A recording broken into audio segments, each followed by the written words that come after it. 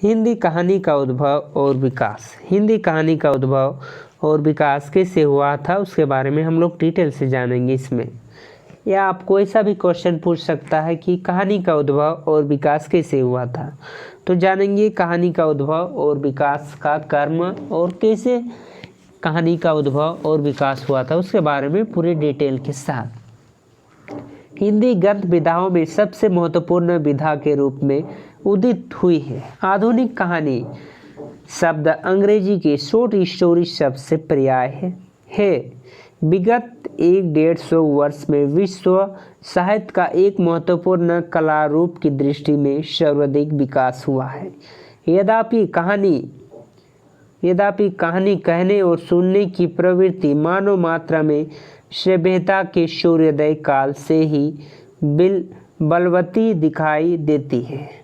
मनोरंजन और संस्कार सिंचन की दृष्टि से कहानी का कोई विकल्प विश्व समाज में उपलब्ध नहीं है।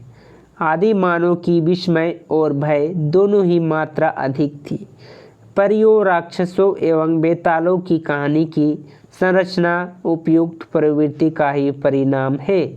हमारे यहाँ विह कथा, पंचतंत्र कथा, सरी सागर, हितोपदेश आदि कथाओं तथा पाश्चात्य की पौराणिक दंत कथाओं, नीति और वीरगाथाओं में विपुल कथा समर्पित के दर्शन होते हैं, किंतु वर्तमान कहानी इस पुरानी अथवा पौराणिक कहानी में सर्वदा अलग और स्वतंत्र है। आज हमारे कथा साहित्य की प्रमुख 2 अंक है, कहानी और उपन्यास। प्रारंभ में तत्वगत विशिष्टता के आधार पर दोनों को एक माना जाने लगा, किंतु वास्तव में यह नहीं है कि यह दोनों विधाएं पूर्णतः भिन्न हैं। वस्तुतः बूंद और सागर के दर्शन कराना कहानी कला का नाम है, जिसका मूल्य आत्मा एक संवेदना अथवा एक प्रभाव H.V. लेयर्स ने को परिभाषित करते हुए लिखा है। H.G. वेल्स ने लिखा है परिभाषित करते हुए, कहानी एक ऐसे व्याख्यान है जो सिर्फ 20 मिनट में पढ़ा जा सके। पाश्चात्य जगत में कहानी के जन्मदाता एडलर एलन पो के शब्दों में कहानी रसोद्रेक करने वाला अपने आप में पूर्ण है, एक ऐसा असरकार आख्यान है जो एक ही बैठक में पढ़ा जा सके। आधुनिक हिंदी लेखकों एवं समीक्षकों ने कहानी को परिभाषित किया है। मुंशी प्रेमचंद्र के अनुसार कहानी एक ऐसी रचना है जिससे जीवन में किसी एक अंक या मनोभाव को प्रदर्शित करना ही लेखक का उद्देश्य रहता है। वह एक गमला है जिसमें एक ही पौधे को मधुए अपने सुगंध रूप में दृष्टिगोचर होता है। आज्ञा के मतानुसार कहानी एक ऐसे सूक्ष्मदर्शी यंत्र है जिसके नीचे मानवीय अस्तित्व की दृष्टि खुलते हैं। हिंदी कहानी का विकास यात्रा प्रारंभ लगभग 1900 ईस्वी में मानना उचित है, क्योंकि इससे पूर्व हिंदी समीचीन कहानी कला का सूत्रपात नहीं हुआ है। हिंदी में प्रथम मौलिक कहानी कौन सी है यह निर्धारित करना असंभव नहीं, कठिन अवश्य है, जिसके संदर्भ में कुछ कहानियों के नाम प्रस्तुत है। जैसे पहला है रानी केतकी की कहानी, जिसके लेखक है सैयद ईसा अल्लाह खां। दूसरा राजा भोज का सपना, राजा शिव प्रसाद सिंह। सितारे हिंद, एक अद्भुत अपूर्ण सपना, भारतेंदु हरिश्चंद्र। इंदुमती, जो सन 1900 ईस्वी में लिखा गया था। किशोरी लाल गोस्वामी। पांचवा में है गुलबहार, सन 1902 ईस्वी में, किशोरी लाल गोस्वामी। छठा फ्लेग की चुड़ैल, सन 1902, यह भी मास्टर भगवान दास। 7 11 वर्ष का समय, 1903 में लिखा गया था, आचार्य रामचंद्र शुक्ल द्वारा।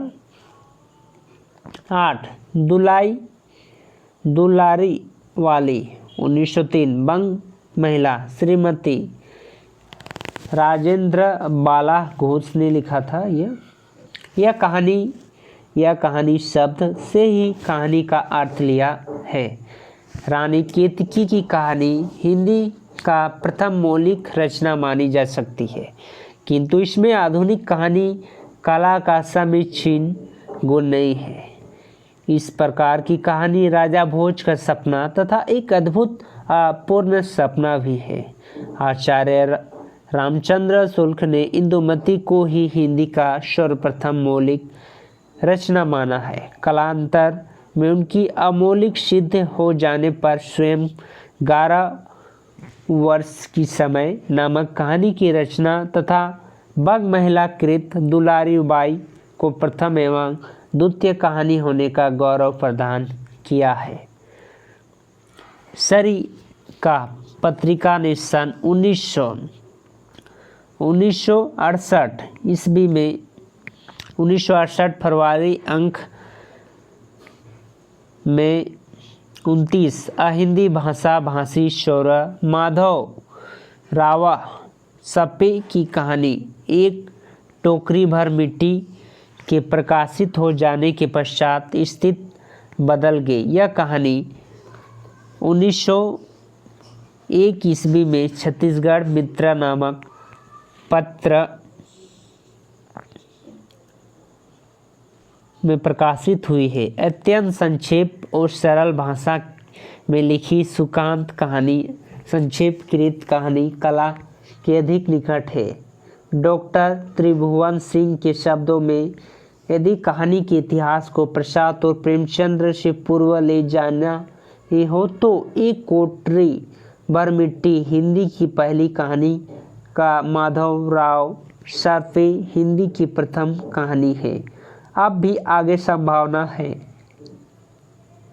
कि इस प्रश्न का पुनर्विचार करने का अवसर आएगा। यदि इस प्रकार संक्षेपित पत्रिकाओं से कहानियाँ प्रकाशित में आएगी तो हिंदी की मौलिक कहानी का आरंभ जयशंकर प्रसाद द्वारा संपादित इंदु पत्रिका में प्रकाशन 1912 ईस्वी से होता है।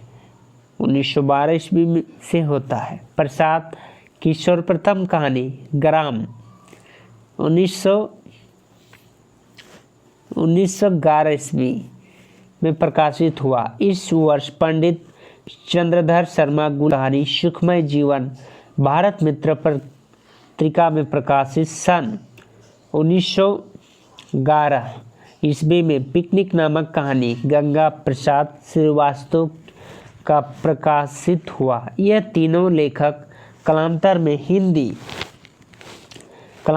हिंदी साहित्य के सुविख्यात लेखक हुए। प्रसाद की दूसरी कहानी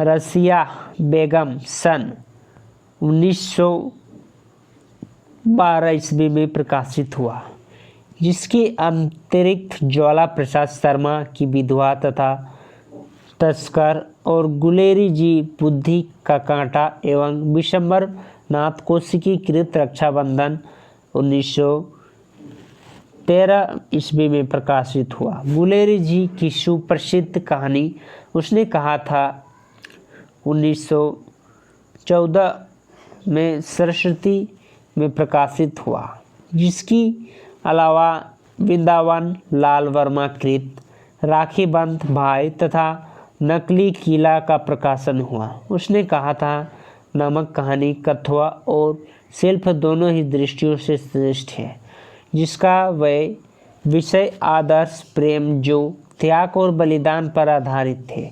प्रेमचंद्र सर्वप्रथम उर्दू की कहानियों की रचना नवाब राय के नाम से करते थे। उनकी उर्दू कहानी संग्रह सोजे वतन जो कि 1907 ईस्वी को स्वतंत्र भावनाओं से परिपूर्ण होने के कारण अंग्रेज सरकार ने जब्त कर लिया था। कालांतर में वह हिंदी कहानियों का सृजन प्रेमचंद्र के नाम से करने लगे, जिसका प्रथम कहानी पंच परमेश्वर जो कि 1916 ईस्वी है। यहीं से हिंदी कहानी में समुचित विकास प्रारंभ हुआ। इनकी कहानियों में देवताओं, ईश्वर, राजा के अपदेय रूप में और दीन दलितों, शोषित, प्रताड़ित एवं सामान्य मनुष्य को नायक के पद पर प्रतिष्ठित किया गया। उसने अपने समय में क्रूर सामाजिक यथार्थ का आकलन किया। इस दृष्टि में उनकी शवासीर, गेहूँ, नमक का दरोगा, बड़े घर की बेटी, बूढ़ी काकी, मुक्ति मार्ग, पूस की रात, कफन जैसी अनेक कहानी उल्लेखनीय है। मुंशी प्रेमचंद्र का प्रेमचंद्र और प्रसाद के समय में जितने भी दूसरे कहानीकार हुए उन पर उन दोनों की छाप दिखाई पड़ती है। प्रसाद की कहानियाँ का मृष्य भावना, भावुकता और अधिक चित्रात्मकता प्रेमचंद्र से अलग करती है।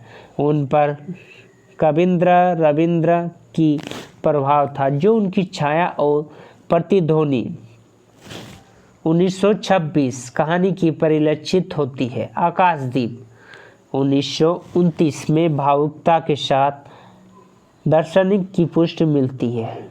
सोने की सांप में मनोविश्लेषण की प्रवृत्ति दिखाई देती है। प्रसाद की पौन्य कहानियाँ में दर्शन आंधी 1931 तथा इंद्रजाल 1936 कहानी में होती है। इस प्रकार प्रेमचंद्र और प्रसाद जी की सामाजिकता चेतना और वैचिकता चेतना के रूप में दो छोर है। प्रेमचंद्र की कहानी धारा के अंतर्गत विश्वम्भर, कौशिकी, सुदर्शन आचार्य, चतुर्सेन शास्त्री, कमलाकांत वर्मा आदि है तथा प्रसाद की कहानी धारा के अंतर्गत राय कृष्णदास, विनोद शंकर व्यास है। सुदर्शन जी का सर्वप्रथम कहानी हार का जीत 1920 सरस्वती पत्रिका में प्रकाशित हुआ।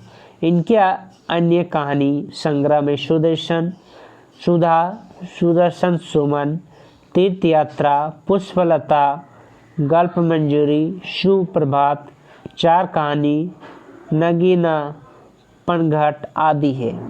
उनकी कहानी में सुधारवादी प्रवृत्ति के साथ अंतद्वंद की प्रमुखता है।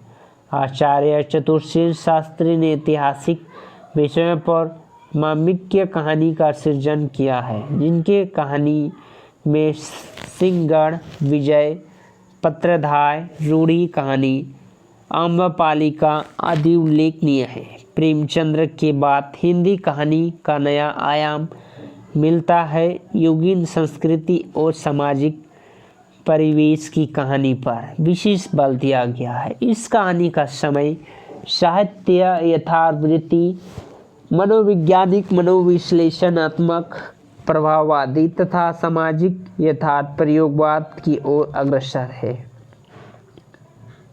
पहला में है यथार्थवादी कहानियाँ।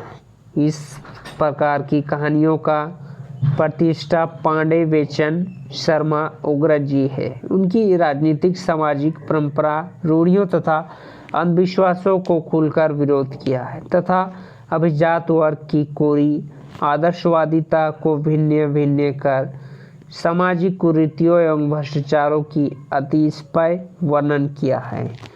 उनकी दोहज की आग, चिंगारियाँ तथा बलात्कार कहानी संग्रह है। दूसरा मनोवैज्ञानिक कहानी है। मनोवैज्ञानिक कहानी इसके प्रवर्तक के रूप में जनेंद्र कुमार को माना जाता है। सर्वप्रथम इनकी कहानी का जीवन दर्शन की प्रतिष्ठा हुई है। यह जीवन दर्शन मनोवैज्ञानिक भावभूमि पर आधारित है। उनकी कहानियों एवं संग्रह वार्तायान, स्पर्धा, फांसी, पाजेब, जयसिंध, एक रात, जो चिड़िया आदि शीर्षक की कहानी प्रकाशित है। जिसके अतिरिक्त सियाराम शरण गुप्त भी इसी परंपरा में आते हैं। इनकी कहानी मानुषी नामक संग्रह में संग्रहित है। तीसरा मनोविश्लेषणात्मक कहानी। इसी कहानी के जन्मदाता के रूप में अज्ञय जी तथा इलाचंद्र जोशी को माना जाता है।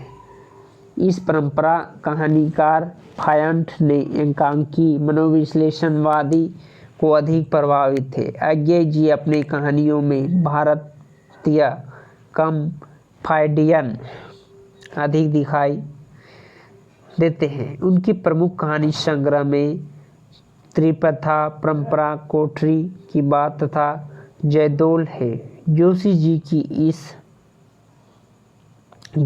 की इस उद्घटित प्रयास किया है, किंतु उनकी दिशा अज्ञे के विपरीत है।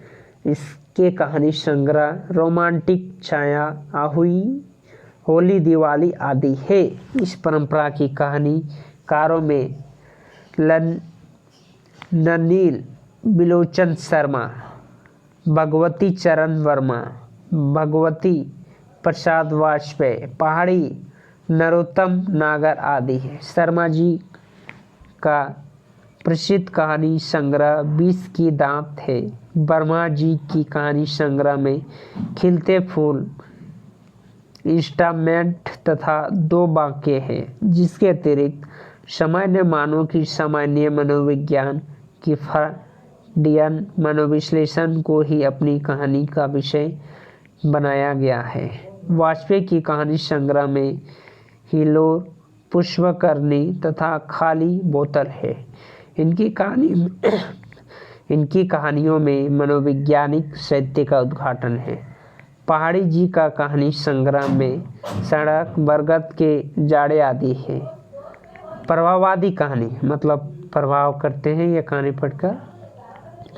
इस प्रकार की कहानियों में सिर्फ गणेश का कार्य सद्गुरु शरण अवस्थित किया गया है, किंतु इसे विकसित करने का कार्य चंद्रगुप्त विद्यालंकार ने किया है, जिनकी कहानियों का प्रभावात्मक की प्रमुखता एवं शैलीगत चमत्कारिता, वैश्य इत्यादि तत्वों को अधिक महत्व प्रदान किया है। अवस्थी जी ने की प्रमुख कहानी संग्रह फूटा शीशा तथा पड़ोस की कहानी तथा विद्यालंकार की कहानी संग्रह चंद्रकला और अमावस्या है। महादेवी वर्मा की कहानी भी भावना एवं कल्पना से परिपूर्ण होने के कारण किसी न किसी रूप में प्रभाव का व्यंजन न करती है। डॉक्टर शिव प्रसाद सिंह की कुछ कहानी इसी में है। पहला, सामाजिक यथार्थ की कहानी। ऐसी कहानी की परंपरा का प्रारंभ प्रेमचंद्र जी कर चुके थे, किंतु इसे नया स्वरूप प्रदान करने का श्रेय यशपाल जी को है। मार्क्सवादी दर्शन से प्रभावित कहानीकार यशपाल जी की कहानियों में समाज की कुरीतियों की कूट आलोचना है। इनकी कहानी संग्रह में पिंजरे की उड़ान, अभिव्यक्त, ज्ञान दान, तर्क की तूफान, भस्मावृत्ति, चिंगारी, फूलों की कुर्ता, धर्मयुद्ध, आहुति, उत्तराधिकारी आदि है। इस परंपरा का महिला कहानीकार में होमवती देवी तथा कमला देवी चौधरी रानी प्रमुख है। छठे दशक अर्थात सन 1940 के आसपास समयचल ग्रामीण क्षेत्र की कहानी ने सर्वप्रथम ध्यान आकृष्ट किया है, जिसके साथ ही कस्बों तथा नगरों की कहानी भी रचित हुई है। गम्यचल की कहानी में डॉक्टर शिव प्रसाद सिंह, मार्कंडेय एवं फणीश्वर नाथ रेणु प्रमुख है। गांव की धूल माटी, आंगन का धूप, बैलों की घंटियां, धान की झुरी हुई बालियां, गमता चावल, मैला ठैला, हंसी दिल लगी आदि का वर्णन में गांव ही नहीं अपूर्ण अंचल ही चित्रित हो जाते हैं। इस दृष्टि से रेणु जी की 2 कहानियां लाल पान की बेगम तथा तीसरी कसम उल्लेखनीय है। गम्याचल से हटकर भी परंपरा की इसी मोड़ पर राघवेंद्र राव, विश्व साहनी, शेखर जोशी, श्रीमती विजय चौहान आदि आते हैं। हिंदी की नई कहानी का प्रारंभ का बीज प्रेमचंद्र, गजेंद्र प्रेमचंद्र, गजेंद्र तथा आज्ञे की कहानी में ही मिल जाते हैं, जिसमें जनेंद्र तथा आज्ञे की कहानी में मिल जाते हैं। पुष्प की रात यह प्रेमचंद्र की है। कफन, पत्नी, रोज आदि किसी भी कहानी में इनकी सूत्र का परिदर्शन मिल जाते हैं। नई कहानी के जीवन में बहुकोणीय पक्षों का चित्रण का आधार बनाया तथा एक व्यापक मानवीय धरातल को उसके यथार्थ आयामों के साथ जोड़कर कहानी की बुनावट की, जिससे न केवल वितरित परिदृश्य की कहानी को अपनाया वर्णन उसे उनकी यथार्थता के साथ प्रस्तुत भी किया है। वास्तव में नई कहानी व्यक्ति और समाज दोनों को लेकर चलती है और दोनों के संतुलन से विश्वास पाती है और दोनों की चेतना का समन्वय से प्राण ग्रहण करती है। वर्तमान क्षण का आग्रह नए कहानीकार को न तो अतीत में जाने देती है न भविष्य में। अतीत उसे इतिहास में ले जाती है और भविष्य आदर्श तथा आशाओं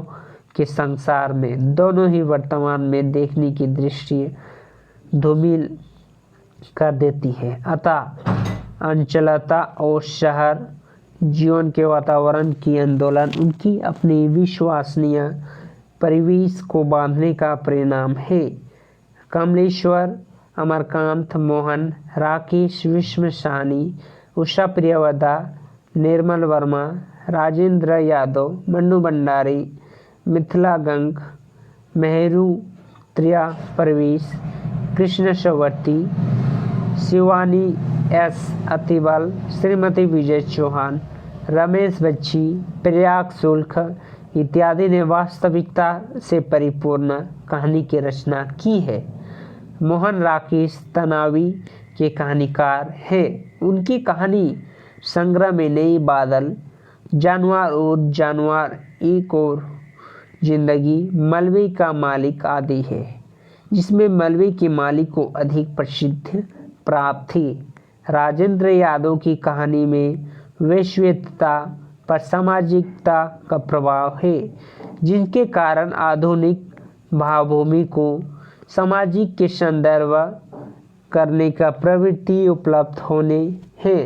इनकी प्रमुख कहानी संग्रह में जहां लक्ष्मी कैद है, अभिमन्यु की आत्मकथा, छोटे छोटे ताजमहल, किनारे से किनारे तक, प्रतीक्षा और अन्य कहानियाँ, कमलेश तनाव के मध्य मूलावेशन की कवि है, जिसके कारण उनकी कहानियों में युगीन संक्रमण का मूल्यवेशी स्वर्ण परिलक्षित होता है। उनके कहानी संग्रह में देवा की माँ, नीली झीली, खोई हुई दिशाएं, मांस का दरिया आदि साधारणता नारियों का संसार पुरुष संसार से अलग होता है, किंतु वर्तमान कहानी लेखिकाओं ने इस पृथक को कम करने का प्रयास किया है। मन्नू भंडारी ने बहुत ईमानदारी के साथ मन को उत्पन्न होने वाले भावों स्थित विश्लेषण को, पुरुषों के मन की उत्पन्न होने वाली शंकाएं, इच्छाओं आदि को अपनी कहानियों को चित्रित किया है। उनकी कहानी संग्रह में मैं हार गई, तीन निगाहें को एक तस्वीर और यही सच, मिथिला गंग एवं कृष्ण सवर्ती की कहानी का सेक्सजन्य भावुकता को उभार मिलती है। शिवानी की कहानी में सेक्स की साथ साथ नारी मनोविज्ञान की आधुनिक जीवन के नए आयामों को देखने का प्रयत्न भी उपलब्ध होता है। उषा प्रियवदा की कहानियों में आधुनिक युगबोध का परिचय मिलता है। इनकी कहानी संग्रह है जिंदगी और गुलाब के फूल, एक कोई दूसरा आदि। छठों उत्तरी पीढ़ी के कहानीकारों ने नई कहानी के प्रति असंतोष व्यक्त किया है। उनमें समकालीन जीवन में अधिक जटिलता एवं उलझन का अनुभव किया है। लोकतांत्रिक मूल्यों की हनन, भ्रष्टाचार तथा जनजीवन की विविधताओं इस पीढ़ी की कथाकारों की अत्यधिक कड़वाहट भर दी है। यह कथाकार इसी कहानी में विश्वास नहीं करते जिसमें विश्लेषण, शिल्प तथा चरित्र पर किया जा सके। षटोत्तर कहानी में ममता, कालिया, मनहर चौहान, अतुल भारद्वाज, डॉक्टर शिव प्रसाद, डॉक्टर काशीनाथ सिंह, अवध नारायण सिंह, सुधा सिंह आदि उल्लेखनीय है। कुछ समय पश्चात इसमें दो वर्ग है। पहला वर्ग में अ कहानी तथा दूसरा में संचित कहानी। अ कहानी पेरिस में उत्पन्न एंटी स्टोरी की भारतीय नामकरण है, जिसमें कथा तत्व को हटा दिया है, चरित्र के नाम तत्वों को महत्व नहीं दिया है। दो लेखकों ने कथानक की अनिवार्यता को अस्वीकार कर दिया है। अ कहानियों में रविंद्र कालिया, डॉक्टर काशीनाथ सिंह, विजय चौहान तथा दूतनाथ सिंह प्रमुख है। संचित कहानी में अपने को आस्थावादी एवं स्वीकारवादी रूप में उत्पन्न किया है।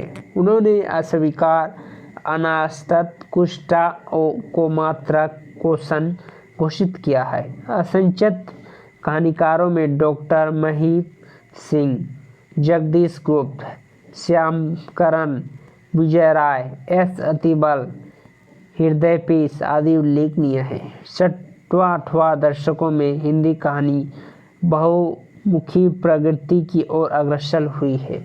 कहानीकारों में संख्या में उत्तरोत्तर वृद्धि हुई है। इस समय भावात्मक, यथार्थवादी, आदर्शवादी, मनोवैज्ञानिक, सांस्कृतिक, दार्शनिक, पारिवारिक, हास्य, व्यंग, प्रधान, विज्ञान संबंधित आदि विषयों में समृद्ध कहानियाँ धज्जिए के प्रकाश से आ गया है। इस समय की महिला कहानीकार ने आधुनिक नारी को बदलती हुई परिस्थितियाँ, नौकरपेशी, नारियों की समस्या, दाम्पत्य एवं पारिवारिक जीवन के अनुभव आदि का चित्रण अपनी कहानियों में सफलतापूर्वक किया है। आज के वर्तमान युग की कहानी और चरमो आकर्षण पर है। यह थे हिंदी कहानी का उद्भव और विकास किससे हुआ था, यानी कि कहानी का उद्भव और विकास के बारे में डिटेल से